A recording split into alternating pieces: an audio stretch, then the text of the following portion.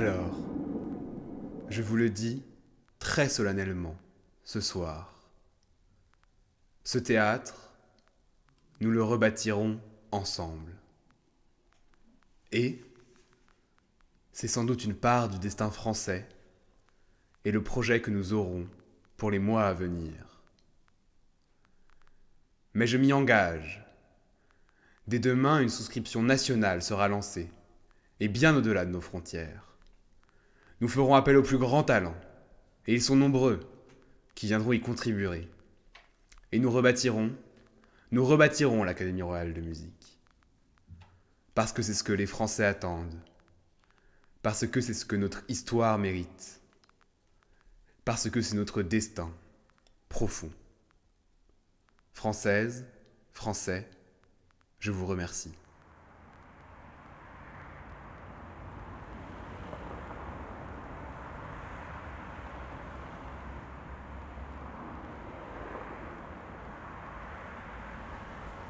Ces travaux modifient tout. Je me perds.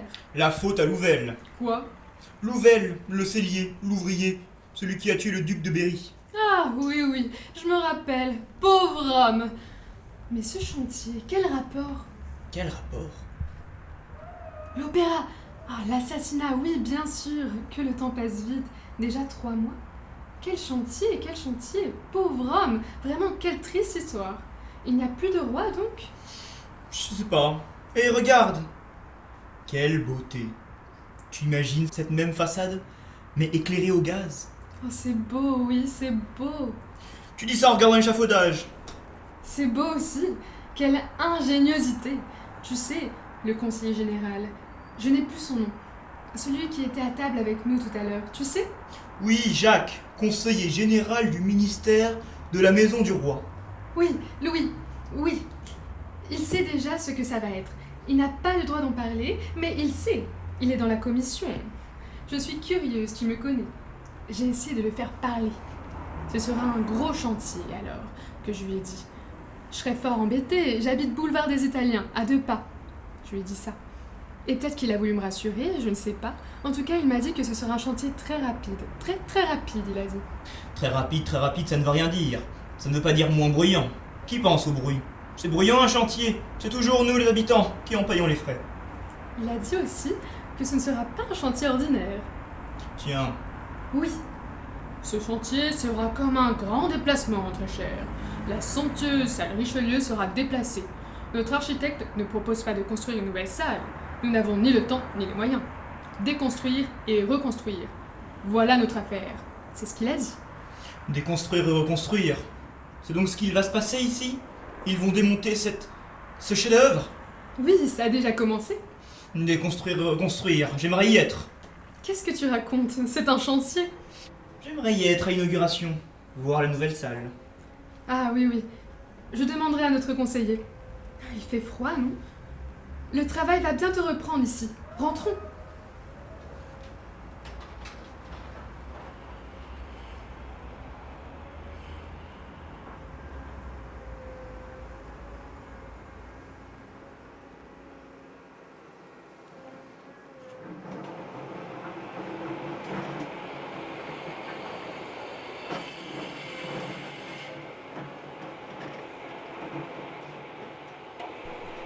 Vous avez vu que la livraison est retardée? Et là, paf, je prends mon maillet, je tape dessus, le truc part sur le côté, j'arrive même pas à l'attraper. Retardé à quand? Je sais pas, c'est les embarcations qui sont freinées à cause d'un autre chantier sur le quai. Mais t'avais qu'à me dire que t'avais besoin d'aide. On va devoir arrêter de travailler. Mais non, on va pas arrêter de travailler. Il reste d'autres choses à faire en attendant. Il faut déplacer les sacs à gravats, Richelieu. Mais c'est pas à nous de faire ça. Non, c'est vrai, c'est pas à nous, mais il faut bien qu'on s'occupe. Mais j'avais pas besoin d'aide, c'est l'autre qui m'a déconcentré, il est vraiment pas doué le petit. Ils vont faire quoi les autres quand on aura fait leur boulot? T'inquiète, ils auront d'autres choses. À tous les coups, ils vont changer l'appareillage de la façade du foyer. Quoi? C'est vrai? Mais non, une fois qu'ils ont validé, ils peuvent plus changer. Quoique. Ouais, quoique. De toute façon, vous en faites pas, on va pas faire le boulot des autres parce que la boîte va devoir fermer dans 2 semaines. Quoi? Comment ça? Oui, c'est Victor qui m'a dit. Ils attendent un peu avant de nous prévenir tous. Mais à cause des retards, ils sont obligés d'anticiper. Donc, vous savez ce que ça veut dire? Champagne! C'est les gars, c'est les vacances! Y a pas de champagne du tout. C'est la merde. Ah oui, là, c'est vraiment n'importe quoi, là. C'est les vacances. 2 semaines que je viens, 3 heures de plus par jour pour faire mes heures pour rentrer chez moi cet été. 2 semaines. Vous vous rendez compte jusqu'où ils vont? On est chez les fous ici. C'est quand ça leur chante. Mais tu peux y aller maintenant chez toi, non? Mais non, je peux pas. Les billets, ils sont trop chers. Et à cause de cette fermeture, je peux pas prendre d'autres congés. Quoi? On n'a pas d'autres vacances? Eh oh, on va pas venir au travail encore 2 semaines pour faire le boulot des autres. Quitte à rien faire, moi je préfère rester chez moi. Mais qu'est-ce qu'il dit l'autre? Évidemment que ça changera pour toi. Chez toi, c'est ici. Mais t'as qu'à retourner définitivement chez toi, ça te plaît pas ici? Pardon? Non mais on va pas commencer à se prendre la tête entre nous là, si? Ouais, la ferme maintenant. Si on s'engueule, c'est à eux que ça profitera.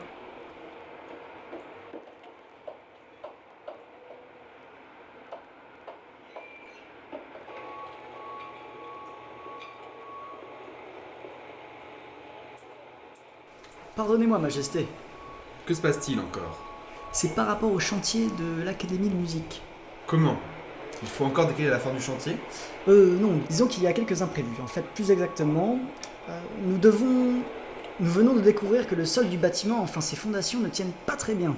Enfin que le sol dans lequel on a mis les fondations n'a pas les bonnes propriétés géologiques et hydrogéologiques. Je vais essayer de rester calme. Pardon? Il y a quelques jours, j'étais censé me rendre à la réception, puis à l'inauguration de la nouvelle salle, qui, je dois le rappeler, est censée être éphémère. Les ordonnances royales établies ici même par tous les responsables des travaux et de leurs coûts ont permis exceptionnellement de reculer cette imperceptible date. Je me bats personnellement pour obtenir les moyens nécessaires pour rassurer et assurer ces travaux. J'ai ainsi doublé les crédits alloués à cette construction. Je ne peux pas me permettre de faire preuve d'autant d'indulgence. Faites votre travail et laissez-moi faire le mien. J'ai un projet politique à installer dans les prochains mois à suivre. Je ne peux pas avoir l'esprit tranquille. Mais oui, bien sûr, pardonnez-moi. Je vous fais confiance. Ne me décevez pas. C'est déjà assez compliqué comme ça. Et maintenant nos 2 mots d'ordre. Je vous en prie. Oui, économie et rapidité.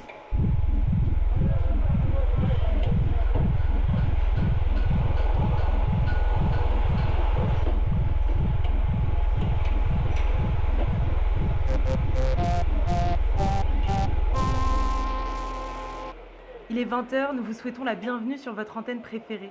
Aujourd'hui, nous allons assister ensemble à un grand événement qui va placer le curseur de l'innovation française au meilleur rang de la modernité mondiale. C'est vrai qu'il est temps de mieux voir, vous ne trouvez pas? Il est tout à fait naturel de donner les meilleurs moyens techniques. Et ce soir, le directeur de la Maison du Roi était clair. La nouvelle salle de l'Opéra doit s'imposer comme un modèle du progrès technologique. Est-ce que vous vous rendez compte, chers auditeurs? Après de longues semaines durant lesquelles se sont tenues plusieurs commissions, l'éclairage au gaz tant attendu a trouvé son foyer. En effet, les becs ont été finement sélectionnés, puis conçus. Le réseau a été délimité soigneusement, et tout de même, remarquons la qualité du travail de l'équipe d'ingénierie qui a réussi à dessiner, puis à construire le tout premier gazomètre parisien en fond de parcelle rue Richer. C'est un exploit en si peu de temps et dans ces conditions. À ce stade, on pourrait dire « Merci, Nouvelle !» Pardonnez ma collègue qui s'emporte un peu, c'est l'effet du gaz. Je disais donc, l'Opéra, le premier gazomètre parisien situé à côté du chantier de la nouvelle salle de l'Opéra, qui bien que provisoire, accueillera une vénérable institution. C'est que ce bâtiment public peine à voir le jour. Les travaux se déroulent dans un climat des moins ordinaires, alliant contraintes économiques, climatiques, et il faut le dire, décision hâtive de la part de l'architecte. En effet, Monsieur Dubruy a décidé de réemployer la majorité des éléments de l'ancienne salle démolie. À vos porte-monnaies, mes chers auditeurs, car entendez bien, ce qui ne peut être réutilisé sera vendu. La décision a été prise ce matin par la commission spéciale de la Maison du Roi. Et oui, je comptais moi-même m'acheter la muse manquante. Ah mais oui, c'est vrai qu'il manque une statue sur la nouvelle façade. Certainement celle de l'architecture. Définitivement, cette façade manque de caractère. C'est presque comme si l'architecte avait oublié qu'il s'agissait d'un bâtiment royal. En attendant, reconnaissons-lui qu'il laisse une place à l'expérimentation technique sans précédent. Et retenons notre souffle, les amis, car la lumière sera. Mais quoi? Il faut délaisser le soin d'un dessin esthétique et agréable à contempler au profit de la rapidité et du progrès? Peut-être même que les ingénieurs seront les futurs architectes. Personnellement, j'attends de voir si l'acoustique de la salle sera aussi déplorable que sa situation dans le quartier. Ah, c'est sûr que pour recenser des matériaux à déplacer, il faut pas spécialement savoir dessiner l'Italie. Mais dis-moi, Pascal, ça ne te fait pas peur, à toi, ce gazomètre en plein Paris? c'est qu'il pourrait exploser, non? Voyons, Irma, ne cédons pas aux peurs irrationnelles des inventions, car ce qui nous attend est grand, et l'horizon est proche et lumineux. On m'annonce que le décompte va commencer. 5, 4, 3, 2, 1...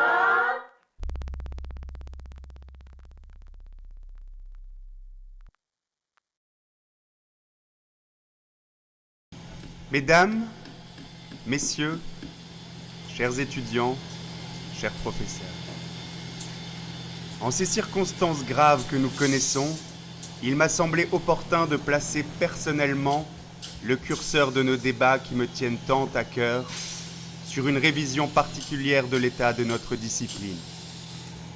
Aujourd'hui, plus que jamais, nous comprenons combien les rouages et les difficiles natures des rapports qu'entretiennent tous ceux qui participent à l'édification et à l'entretien de notre cadre bâti, nous comprenons combien ces rouages peuvent avoir de lourdes conséquences sur l'intégrité et sur l'autonomie intellectuelle de l'architecture. C'est qu'il s'agit de sa fonction idéologique, ce que je ne cesse de répéter depuis que la solennelle permanence que j'ai initiée s'est donnée pour dessein de désenchanter notre, enfin, votre travail. Mais quelle est donc la nature de ce travail ? À l'heure où l'ensemble de nos activités et le partage du sensible sont fondés sur un calcul rationnel et anticipé. J'insiste, nous avons un devoir, et une tâche difficile et essentielle nous attend. Prenons le tournant, prenons tous les tournants.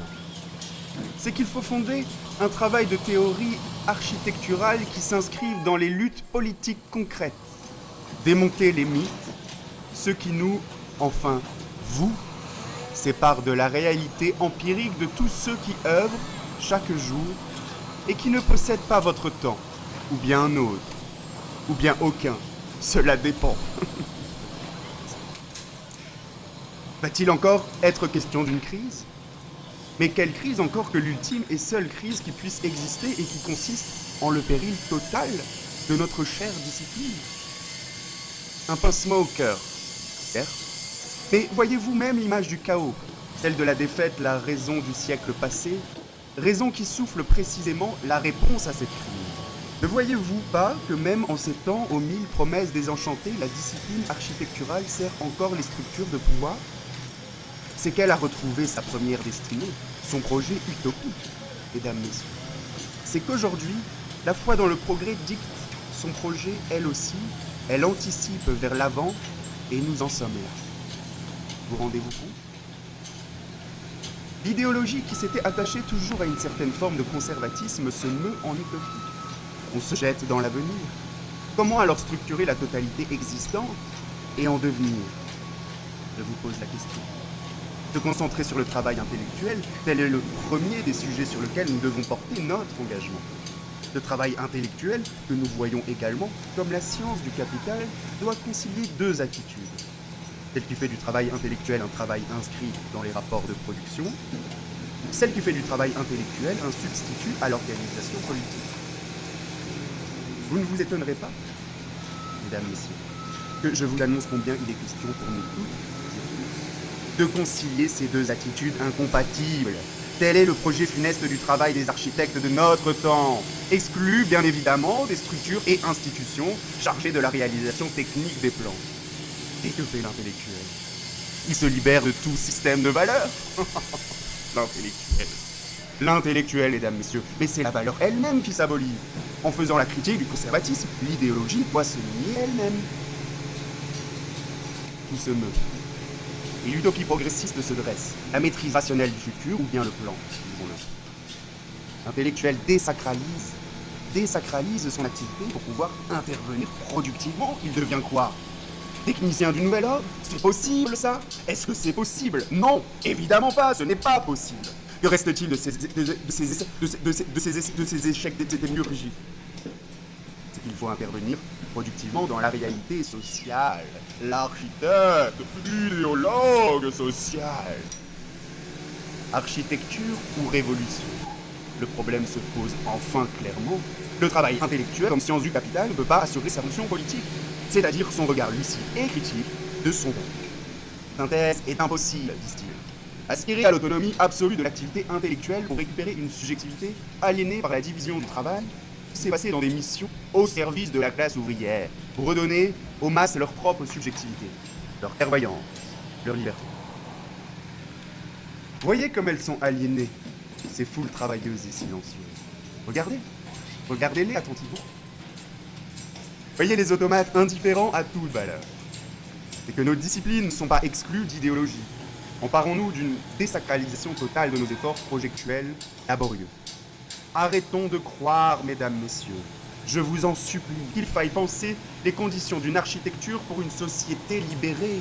Elle n'est pas un moyen d'action. Elle ne sert pas à faire avancer les luttes, tout au plus à fonder l'illusion de les résoudre. Ne nous lamentons pas sur notre Occident angoissé. Confrontons la recherche permanente et rationnelle du gain, et sur l'inclusion de nos disciplines démystifiées dans tous les rapports de production. Je vous remercie.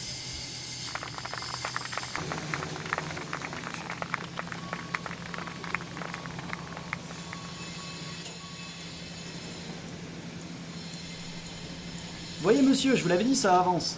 Ouais, on vient de finir de répartir les dernières pierres de Richelieu. C'est au quota? Merci, moi aussi je suis content, il fait beau en plus, c'est super. Nous pouvons peut-être aborder la question de la hauteur du plancher, si vous permettez. Dites-moi, j'y vais monsieur. Vous voulez la cote? Oui, merci. La hauteur ici même, puisque nous devons envisager de déplacer la trémie de l'escalier secondaire. Ah ça, mais ça change sa largeur et nous on a déjà commencé en suivant les anciennes mesures. Et vous ne pouvez pas étirer? Étirer le fer? Tant pis, nous n'avons pas le temps. Il faut le refaire.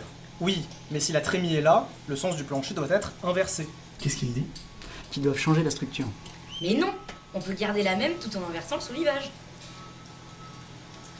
Sinon, je peux vous proposer de redessiner l'aile de ce côté-ci et voir si nous pouvons envisager de modifier la distribution. Très bien, en considérant que l'escalier restera donc dans son nouvel emplacement. Sinon, on met l'escalier dans l'angle du bâtiment, comme ça on dessine en fonction de la largeur déjà commencée par les serruriers. Mais toi, elle dit ça va pas là? Elle t'a créé un goûter d'anniversaire ou quoi? Mais non, c'est bien de proposer. Tu as envie d'apprendre bien ton travail. C'est bien, petit.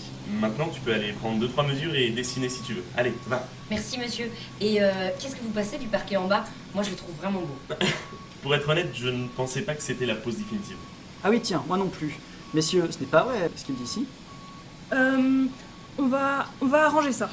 Oui, on pourrait le déposer pour le mettre dans les loges au 3e. Comme ça, l'ancien niveau de l'hôtel particulier sera rattrapé.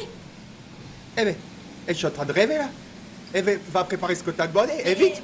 Vas-y, vite. Vite.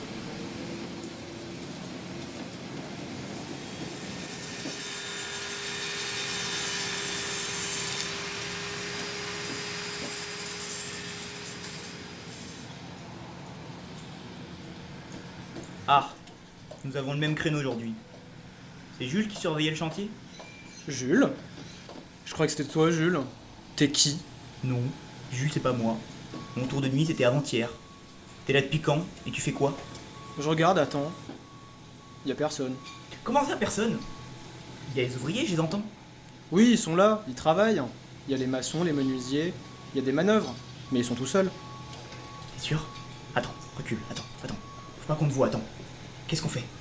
On y va, juste, on y va. Attends, non. Si on y va, ils vont comprendre qu'on n'est pas là. Ils vont comprendre qu'ils vont travailler sans surveillance, sans gardien. On peut pas faire ça. Attends, dis-moi. Ils travaillent ou ils font autre chose? Ils travaillent, tu entends comme moi. Je sais pas, peut-être qu'on peut les laisser. Tu te rends pas compte? C'est ce que tu dis là? Tu sais qui nous sommes? On est les gardiens. Et t'as lu le planning? Le chantier doit être surveillé 24/24 par 3 gardiens. Nous et Jules. Mais Jules a disparu. Jules! Mais tu cries là. Bon, plus la peine de se cacher. Allons-y. Attends. Essayons d'abord de trouver Jules.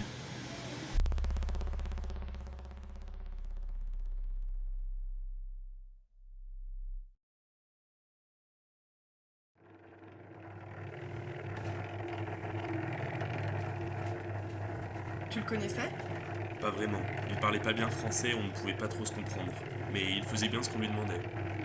Et alors, ça s'est passé comment? La grêle. C'était la nuit, on ne voyait pas bien. Ah, ça craint. Ouais. Et tu sais c'est quoi le pire? Non, quoi? Ils nous ont retiré notre prime. Ça peut plus continuer, c'est n'importe quoi là. À croire qu'ils ont pris un calendrier cohérent et qu'ils l'ont inversé. Le gros œuvre l'hiver pour qu'on gèle et qu'on glisse, et le second œuvre l'été pour travailler enfermé et suffoqué. Tu sais, Joe, on a bientôt fini, nous, il va falloir poser les premières sablières la semaine prochaine. Ah non, c'est hors de question de continuer cette fois-ci. On nage en plein délire.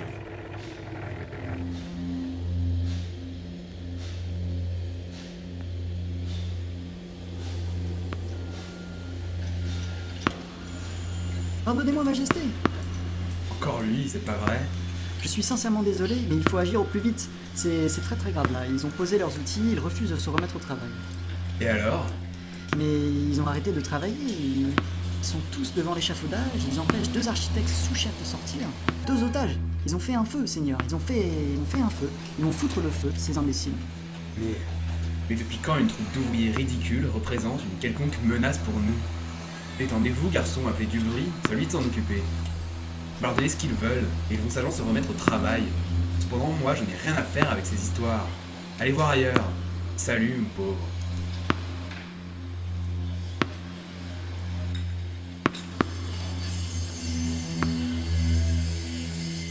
L'hiver, on rachète le son de l'échafaudage qu'on tape, tape, tape, tape, tape.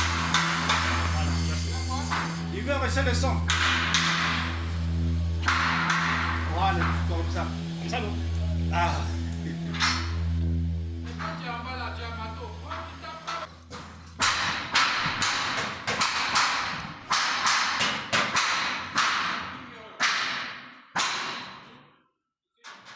Mesdames, Messieurs, je vous en prie, nous pouvons commencer. L'ordre du jour de la commission porte principalement sur le retard des travaux suite à la construction imprévue d'une dizaine de petits poteaux sous le théâtre. Oui, des pilotis. En fait, c'est... Oui, mais on est aussi là pour régler cette histoire de grève, non? Pardonnez-moi, je crois qu'il est important que Monsieur Dubry prenne connaissance qu'à la Chambre parlementaire, plus aucune loi concernant certains crédits pour son chantier ne pourra être acceptée. S'il vous plaît, restons concentrés. Monsieur Dubry, de combien de temps supplémentaire pensez-vous que nous devons disposer pour rattraper notre retard? Écoutez, je fais de mon mieux pour redessiner le rez-de-chaussée des services du théâtre impactés par ces changements. Monsieur Bourgel, qui suit lui-même les travaux de ce lot, se tient à votre disposition pour vous faire part des modifications de l'emploi du temps. Sachez cependant que cela n'impacte pas les travaux, car les murs sont progressivement assemblés pour pouvoir être levés. Mais comment? C'est impossible puisque se sont arrêtés. Mais ce ne sont pas les plans que vous devez refaire, ce sont les devis, monsieur. Excusez-moi, madame, mais les devis ont été signés et validés. Le délai supplémentaire dont on a besoin n'aura aucune incidence économique. Monsieur Bourgel, mais c'est la meilleure, celle-là. Il y a à peine 2 semaines, vous nous imposiez un nouveau coût des conduites de gaz. C'est vrai, mais vous ne comprenez toujours pas que ce n'est pas de notre ressort? Ah bon? Comment voulez-vous qu'on anticipe le niveau de l'eau des fleuves de France? Oui, enfin, vous pourriez tout de même avouer que les devis que vous avez acceptés étaient trop hauts, non? Et quoi? On est là, monsieur, traitez-nous d'escrocs droit dans les yeux. Mais j'en ai rien à faire de vos stratégies financières, moi. Ce qui est signé est signé. Je ne tolérerai pas, au nom de tous les députés, qu'on implique l'argent de l'État dans des magouilles de corruption. Mais quelle corruption? C'est de la folie ce que vous dites, madame. Assez! Il n'est ni question aujourd'hui de faire des crédits, ni d'accuser qui que ce soit. S'il vous plaît, je crois que vous êtes réellement les seuls à ne pas voir ce qu'il se passe dehors. Ils sont en colère, là. Mais si, nous savons très bien, monsieur. Nous avons tenté de discuter ensemble, mais ils ne veulent rien entendre. Mais qu'est-ce qu'on peut faire? On peut pas se permettre d'attendre. On parle de délais supplémentaires. Mais si on ne fait rien, ça va se compter en semaines, voire en mois. Et s'ils mettent le feu, et s'ils commencent à démolir? Mais vous allez arrêter de vous affoler, oui. On ne peut pas les forcer, ils ont raison. Raison. Monsieur Dubry, on vous entend très peu. Il va falloir réagir, mon bonhomme. C'est votre responsabilité. Pardonnez-moi, je ne vois que 2 possibilités. Et pourquoi on les remplace pas? Mais oui, bien sûr, et pourquoi pas envoyer l'armée tant qu'on y est?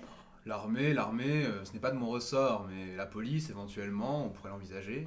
Et ça, ce n'est pas de mon ressort à moi, monsieur. Ce n'est pas à moi de décider de ce genre d'initiative politique. Ah bon? Mais vous comprenez pas qu'il y a urgence, là? Si, je comprends parfaitement. Mais que voulez-vous faire? Ces gens réclament une hausse des salaires. Voilà ce qu'on peut faire, c'est assez simple, non? Mais d'où prendrions-nous cet argent?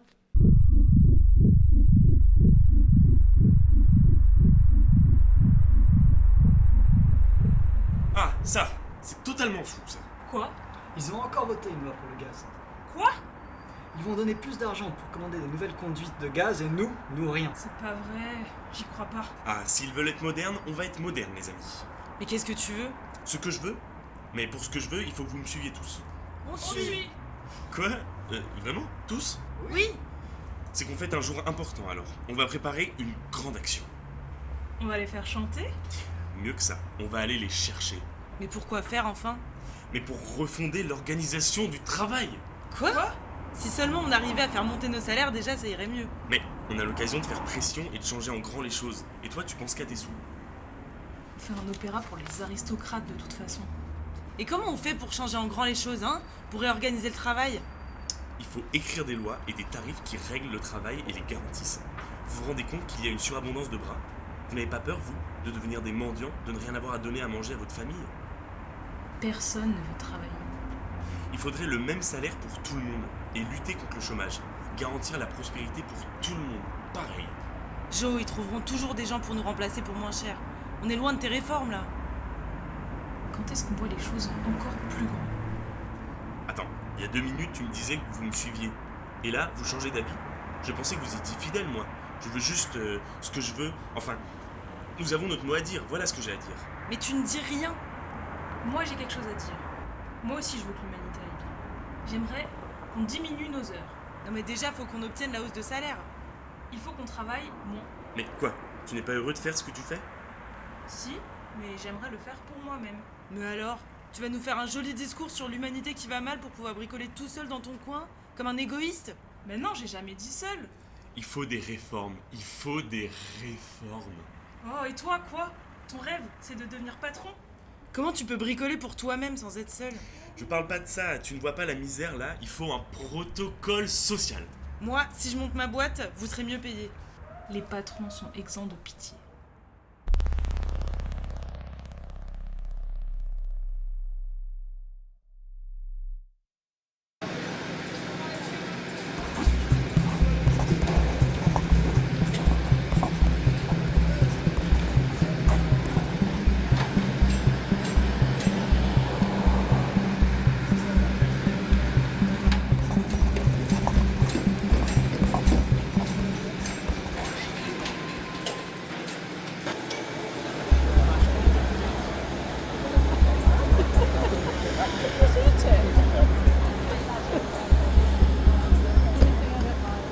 Mesdames, Messieurs, aujourd'hui est un jour important.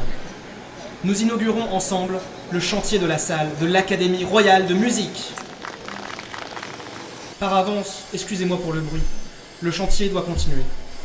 Ce qui s'y passe est gigantesque. 5 architectes et 5 commis d'écriture travaillent déjà depuis plusieurs mois. Les centaines de dessins qu'ils ont produits prévoient une salle pour 2000 spectateurs. Imaginez l'éclairage au gaz, le foyer décoré, la vaste scène équipée des machineries les plus modernes, 2 cours d'honneur, un passage couvert. Imaginez les scènes déjà, imaginez la musique, la danse, les décors. Imaginez le faste des spectacles, l'effervescence des jours de carnaval. Paris retrouvera bientôt son opéra. Aujourd'hui est un jour important. Aujourd'hui est un jour important, cependant nos réjouissances, notre entrain, ne nous fera pas oublier. Nous n'oublierons pas le drame, l'acte immonde, l'assassinat du duc de Berry. Sa mémoire sera honorée partout, dans chaque pierre posée, chaque charpente levée. Mesdames, Messieurs, aujourd'hui est un jour important, car son fils, Henri, est né, il y a quelques heures à peine, au palais des Tuileries. Oui, applaudissez, applaudissez l'enfant du miracle. La première pierre porte son nom. Mesdames, Messieurs, ce chantier, très bruyant, je suis désolé, ne durera qu'1 an. 12 mois, oui, vous avez ma parole. J'ai organisé le chantier de la manière la plus efficace qu'il soit. 4 sections, chacune destinée à un corps du bâti. La façade, la salle, le théâtre et le foyer des artistes. 4 sections, 4 architectes de l'école des beaux-arts. Ils sont au travail actuellement. Ils peaufinent les derniers détails. Voyez nos dessins. Ce que j'ai conçu est radicalement nouveau. Je n'ai pas dessiné de plan car tout est déjà là. Nous réutiliserons les éléments de la salle Richelieu pour construire la salle Le Pelletier. Nous installerons les vestibules dans l'hôtel de Choiseul, gracieusement légué par la garde royale. Mesdames, Messieurs, vous l'avez compris, ce chantier sera une vaste entreprise collective de déplacement, de réemploi, de réutilisation. Tous nos efforts se sont concentrés dans le diagnostic. Tous nos efforts se sont concentrés dans le... Tous nos efforts se sont concentrés dans le Tous nos efforts se sont concentrés dans le... Tous nos efforts se sont concentrés dans le relevé de l'existant. J'ai personnellement mesuré chaque élément, de la plus grande colonne au plus petit fauteuil. de la serrure à la toiture, de la lame de parquet au poteau de charpente. Tout a été regardé, analysé, évalué. Le constat est sans appel. La salle est magistrale, en parfait état. Gardons-la. Gardons-la, mais sans nostalgie. Nous ferons du neuf à partir de l'ancien. Nous ferons du sublime avec du beau. Nous ferons durer l'Académie royale de musique. Vive l'opéra, vive la France!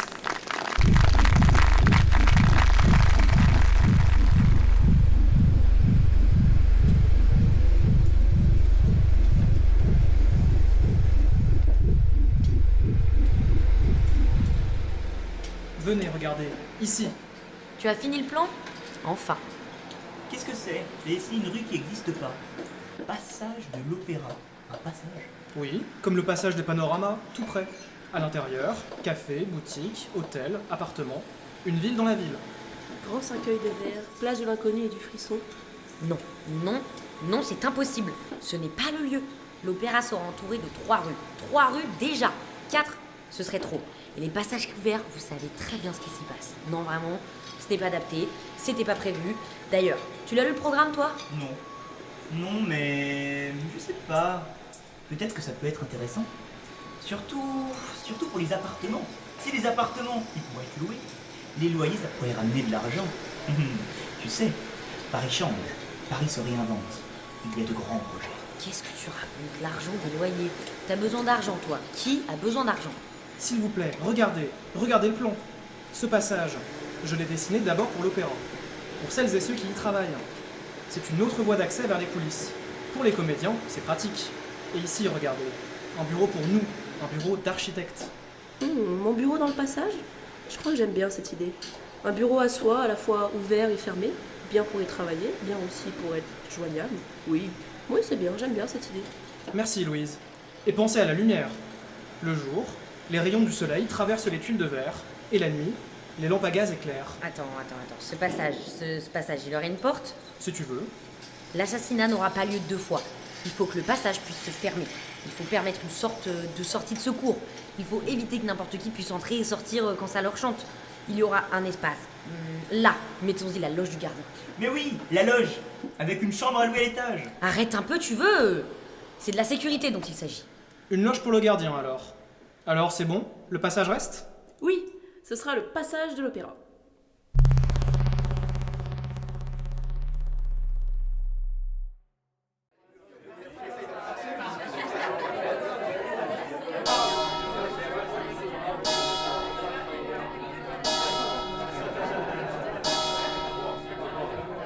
Bonsoir à tous, les enfants. Je suis heureux de célébrer solennellement avec vous la fin de mon long périple dans votre grande et belle famille de métiers. Et c'est sincèrement que je m'adresse à vous aujourd'hui, vous que j'ai vu grandir dans votre âme et dans votre manière. Vous savez mieux que tous combien nos savoirs nous élèvent dans nos vies. La qualité technique renforce la qualité humaine.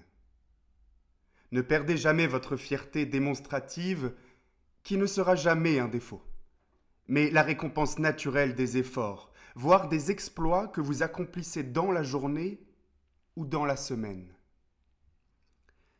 L'exigence qu'on s'impose à soi, c'est aussi, et vous le savez, à tous ces frères de métier qu'il faut l'appliquer. Exercer sa responsabilité et son jugement, mettre son ingéniosité à l'épreuve, prendre des initiatives. Tout cela doit vous plaire et vous attirer. Mais il faut toujours aussi savoir s'entraider les uns avec les autres. Vous le savez, vous connaissez les règles.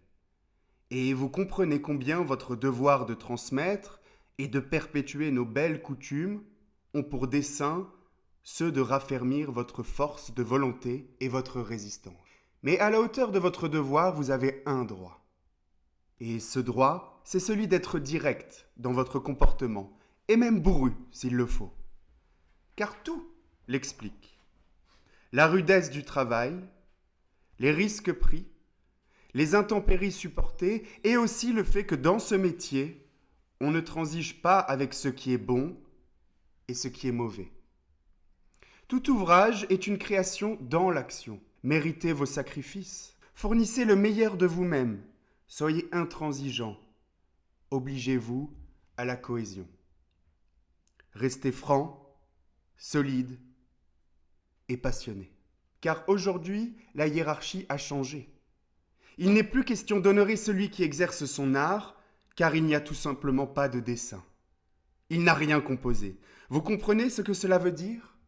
Il n'y a pas d'artiste, car la vertu de M. Debré repose sur sa capacité à tout reposer sur nous, mes chers enfants. Nous n'obéissons aujourd'hui à aucune vision. Il n'y a pas de conception, et cette fois, la création se fait entièrement dans l'action. Nous n'avons pas le temps, et vous le savez.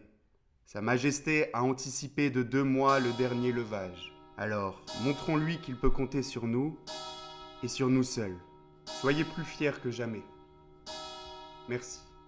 Merci beaucoup.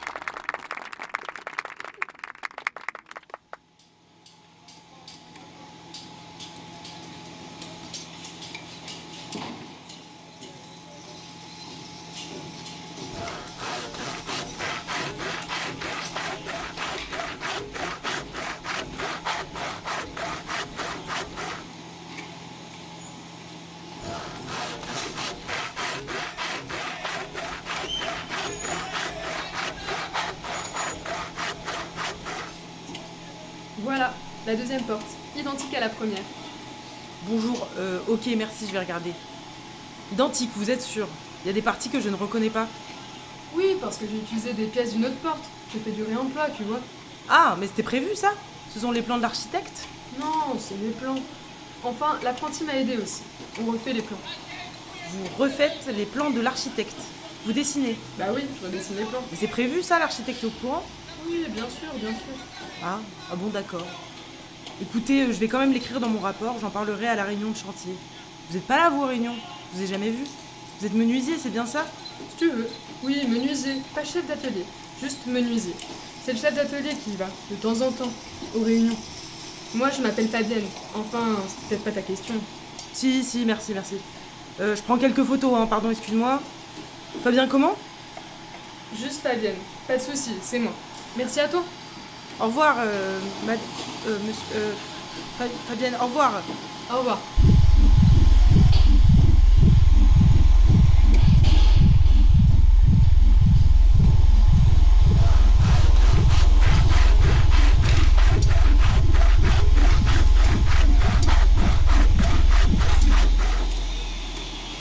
C'est fatigant qu'ils comprennent pas, c'est fatigant.